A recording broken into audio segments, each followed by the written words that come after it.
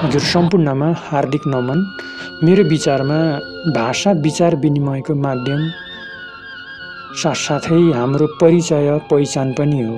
अब हामीले हाम्रो विचार कस्तो आयो भने हामी चलन चल्तीमै आएका शब्दलाई मात्रै प्रयोगमा ल्याउने भन्ने जुन हाम्रो धारणा छ त्यो नभएर हामीले भएका कुरालाई होइन प्रयोगमा ल्याउन हामीले अब यसो भनेर अङ्ग्रेजी प्रयोग नै नगर्ने, अरू भाषाहरू व्यक्तै नगर्ने, नसिक्ने भन्न खोजेको होइन। हामीले सम्पूर्ण विधाको सम्मान गर्नुपर्छ।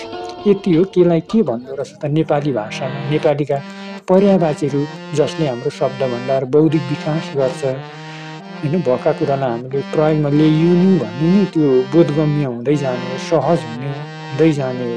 अब हामी आफ्नै भाषाप्रति यति रुष्ट भयौँ, हाम्रो आफ्नै शब्दहरूप्रति यति यो अट्टहास गर्ने, छिछेर दूर गर्ने, अर्कै के बोलेको हो कि अर्कै केही हो कि भन्ने होइन, यो प्रति अलिकति वितृष्णा भइरहेको छ हाम्रो नि। त्यस्तो नहोस्।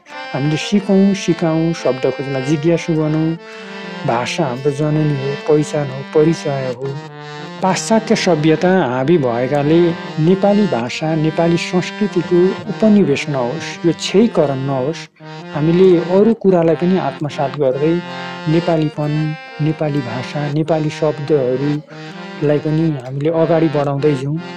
कतिपय शब्दहरू, भाषाहरू कसैलाई जटिल लाग्दैमा, नबुझ्दैमा त्यसलाई व्यक्तिले त्यो आफ्नोपनलाई नै परिवर्तन गर्ने, परिमार्जन गर्ने भन्ने कुरा हुँदैन। हामीले सिक्न खोज्नु पर्यो नि, जान्ने इच्छा राख्नु पर्यो, जिज्ञासा लिनु पर्यो होइन। आफ्नोपनप्रति, आफ्नो मौलिक शब्दहरूप्रति हामीले सिक्न खोज्ने।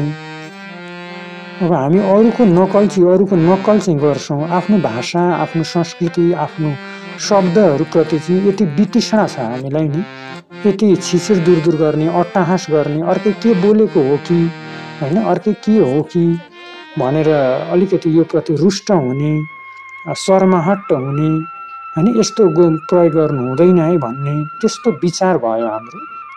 यो खालको सङ्कुचित भावनाले गर्दा हामीले आफ्नो मातृभूमिप्रति अगाध आस्था पनि त दर्शाउन सकिँदैनौँ।